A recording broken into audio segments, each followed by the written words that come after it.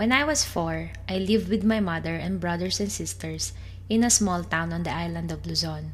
Father's farm had been destroyed in 1918 by one of our sudden Philippine floods. So for several years afterward, we all lived in the town, though we preferred living in the country. We had a next-door neighbor, a very rich man, whose sons and daughters seldom came out of the house. While we boys and girls played and sang in the sun, his children stayed inside and kept the windows closed. His house was so tall that his children could look in the windows of our house and watch us as we played, or slept, or ate when there was any food in the house to eat. Now, this rich man's servants were always frying and cooking something good, and the aroma of the food was wafted down to us from the windows of the big house. We hung about and took all the wonderful smell of the food into our beings.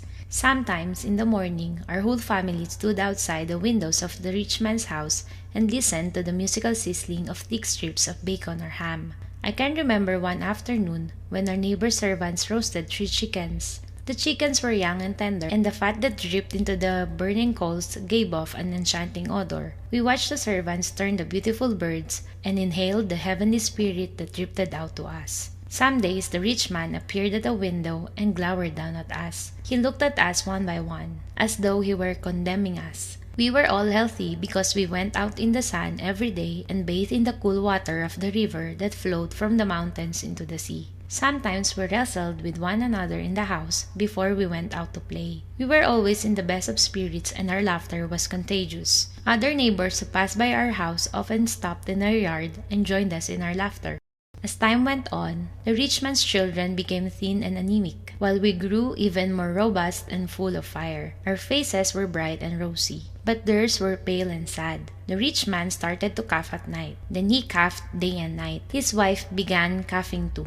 Then the children started to cough one after the other. At night, their coughing sounded like barking of a herd of seals. We hung outside their windows and listened to them. We wondered what had happened to them. We knew that they were not sick from lack of nourishing food because they were still always frying something delicious to eat. One day, the rich man appeared at a window and stood there a long time. He looked at my sisters, who had grown fat with laughing, then at my brothers, whose arms and legs were like the malave, which is the sturdiest tree in the Philippines. He banged down the window and ran through the house, shutting all the windows. From that day on, the windows of our neighbor's house were closed. The children did not come outdoors anymore. We could still hear the servants cooking in the kitchen, and no matter how tight the windows were shut, the aroma of the food came to us in the wind and drifted gratuitously into our house. One morning, a policeman from the Presidencia came to our house with a sealed paper. The rich man had filed a complaint against us. Father took me with him when he went to the town clerk and asked him what it was all about.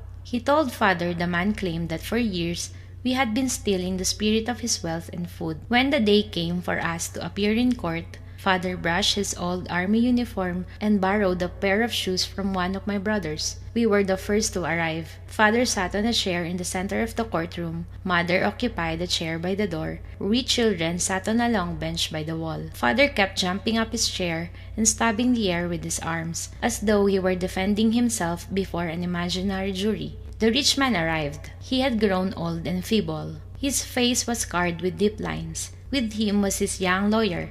Spectators came in and almost filled the chairs. The judge entered the room and sat on a high chair. We stood up in a hurry and sat down again. After the courtroom preliminaries, the judge looked at Father. "Do you have a lawyer?" he asked. "I don't need a lawyer, Judge," he said.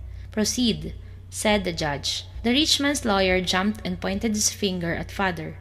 "Do you or do you not agree that you have been stealing the spirit of the complainant's wealth and food?" "I do not," Father said. "Do you or do you not agree that while the complainant's servants cooked and fried fat legs of lamb and young chicken breast, you and your family hung outside your windows and inhaled the heavenly spirit of the food?" "I agree," Father said. "How do you account for that?" Father got up and paced around, scratching his head thoughtfully. Then he said, "I would like to see the children of the complainant, Judge." "Bring in the children of the complainant." They came shyly. The spectators covered their mouths with their hands. They were so amazed to see the children so thin and pale. The children walked silently to a bench and sat down without looking up. They stared at the floor and moved their hands uneasily. Father could not say anything at first. He just stood by his chair and looked at them. Finally, he said, "I would like to cross-examine the complainant. Proceed. Do you claim that we stole the spirit of your wealth and became a laughing family while yours became morose and sad?" Father asked. "Yes." "Then we are going to pay you right now," Father said. He walked over to where we children were sitting on the bench and took my straw hat off my lap and began filling it up with centavo pieces that he took out his pockets. He went to Mother, who added a fistful of silver coins. My brothers threw in their small change. "May I walk to the room across the hall and stay there for a minute, Judge?" Father asked. "As you wish." "Thank you," Father said. He strode into the other room with the hat in his hands. It was almost full of coins. The doors of both rooms were wide open. "Are you ready?"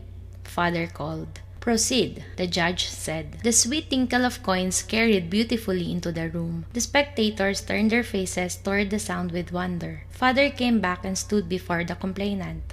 "Did you hear it?" he asked. "Hear what?"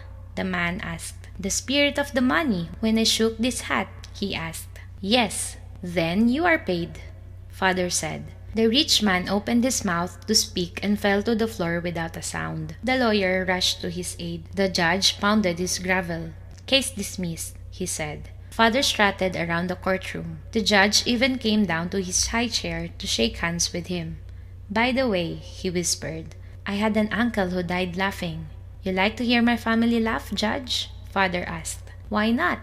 "Did you hear that, children?" Father said. "My sister started it. The rest of us followed them, and soon the spectators were laughing with us, holding their bellies and bending over the chairs. And the laughter of the judge was the loudest of all.